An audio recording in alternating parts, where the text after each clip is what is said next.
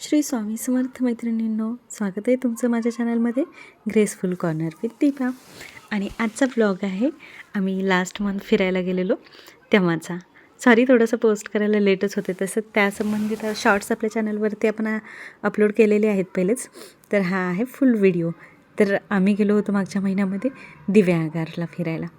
तरी पुण्यातून बाहेर निघालो. पुण्यापर्यंत काही मला शूट करावंसं वाटलं नाही. जेव्हा आम्ही पुण्यातून बाहेर निघालो आणि आम्ही आता चाललो होतो दिव्यागारकडे, इतकं सुंदर निसर्ग होता की मला मोहच आवरला नाही याचं शूट करण्याचा.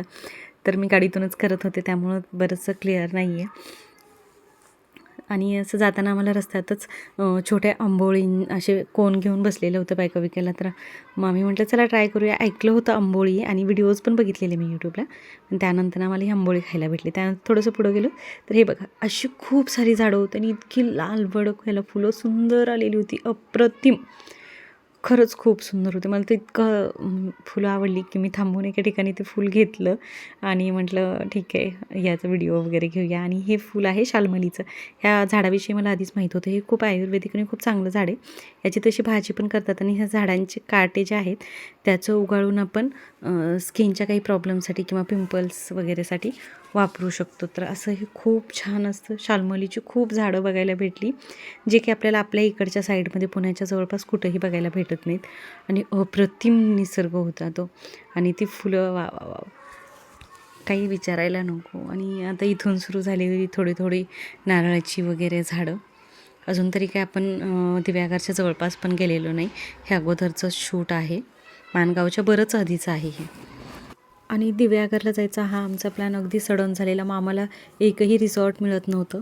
मग त्यानंतर लास्ट टाईम पण आम्ही गेलो तेव्हा आम्ही एका होमस्टेलाच राहिलेलो. आय थिंक ते पुण्याई होमस्टे होतं.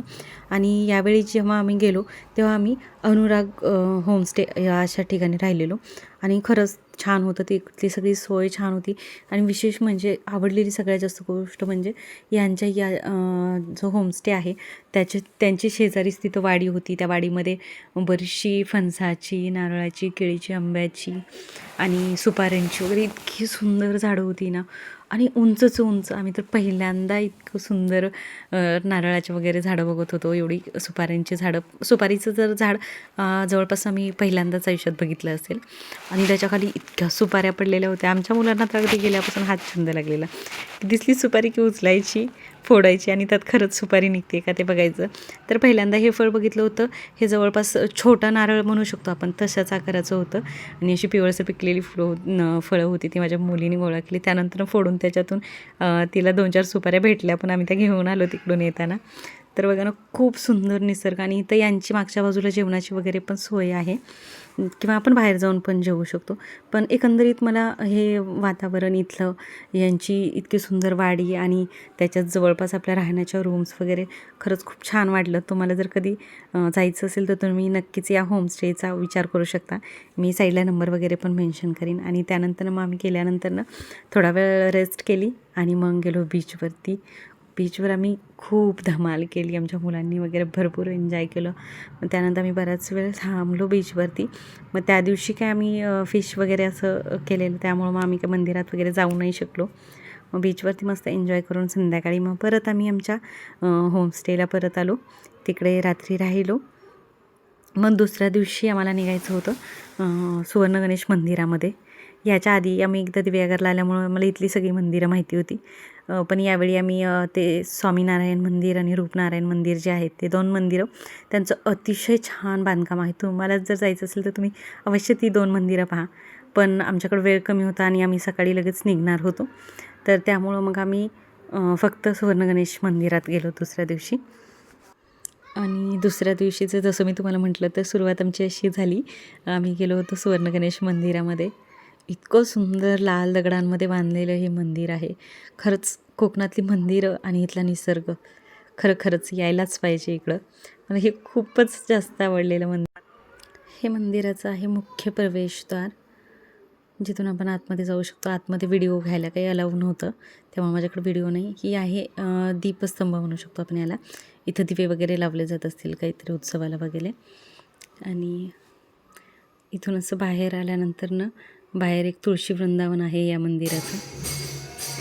आणि ज्या दिवशी आम्ही या मंदिरात गेलो आणि परत येत होतो आम्ही दिव्याघरहून. त्याच्या दुसऱ्याच दिवशी होळी होते आणि म्हणे कोकणामध्ये शिमगा म्हणजेच होळी खूप चांगल्या पद्धतीने सेलिब्रेट करतात आणि ते आम्हाला थोडंसं बघायला भेटलं. या मंदिरात ही कुठली तरी आरती पूजा त्यांची चाललेली होती.